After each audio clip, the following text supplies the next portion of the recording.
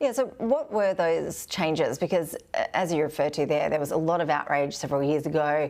We did see some investigations showing up some pretty shocking conditions on board these ships. How has the industry actually changed since then?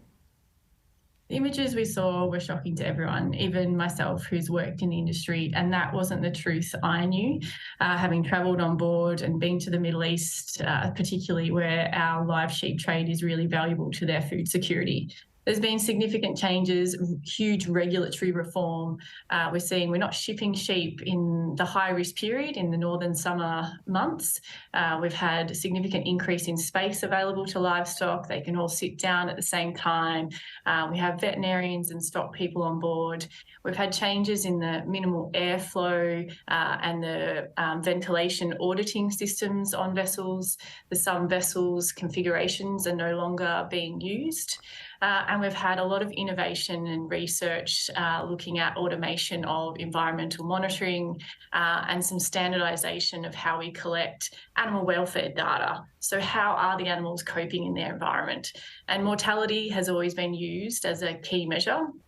And while that is an objective measure that's used by epidemiologists, we've seen that ourselves through COVID of how data is used. We're now looking at more animal welfare indicators. Are they resting?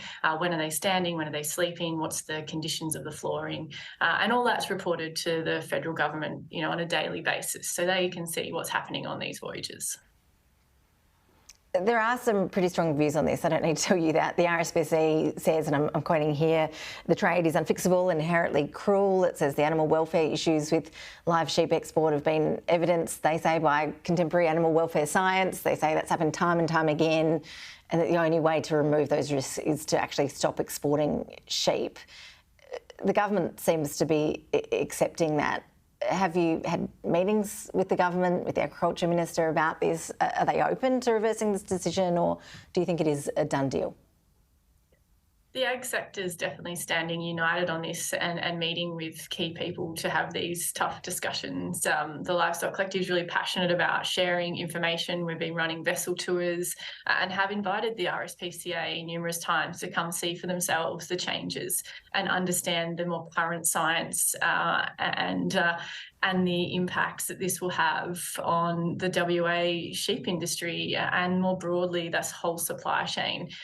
This is an industry that is known worldwide for setting, global standards in animal welfare. We are exporting animal welfare around the world. We are improving standards in the importing countries. It would really be disappointing for Australia to remove itself from this market. There are millions of sheep exported internationally, and there's a lot of demand for chilled and live. It's not as simple as saying we can have one or the other. They are synergistic, especially for Western Australian farmers, and it helps us manage animal welfare here in WA, where we can move sheep at certain times of year to manage land and manage animals. And you just mentioned some of the challenges there, but what is the answer to people who say, well, the trade should just be chilled? We shouldn't export live animals on these ships halfway around the world. What are the hurdles on that front? The reality is our importing markets and the demand will be sourced from other countries. We are forcing leakage, essentially, of that demand to another supplier. So we can stay part of the industry, and I'm passionate about seeing further improvements internationally in standardising animal welfare, or we can remove ourselves and we're not necessarily going to increase our chilled or box meat. These countries they're demanding live for their food security, for their cultural and religious purposes, and that's their sovereign right to do so. We can do it, and Australia can do it with some of the best animal welfare standards in the world.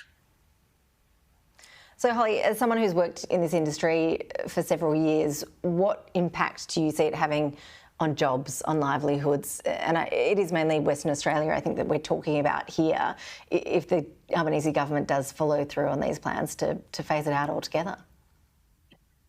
It'll have a huge impact on WA, and I think the lack of security and I suppose the government's decision will, I think, push people to move away from livestock, which is, really important to WA, that we have people investing in pastures and soils and land management, and sheep in farming systems allows that. So I think you'll have more people moving to cropping, and a net decrease in, jobs and incomes, and, that rural community in the southwest, particularly of WA, which is set up. The supply chain's been servicing the Middle East for 40 years, and the wool and the meat sheep industry, and our truck drivers, our shearers, our stock people, our fodder mills will all be significantly impacted by this decision.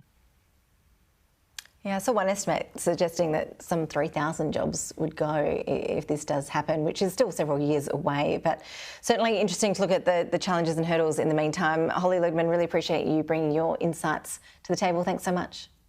Thank you.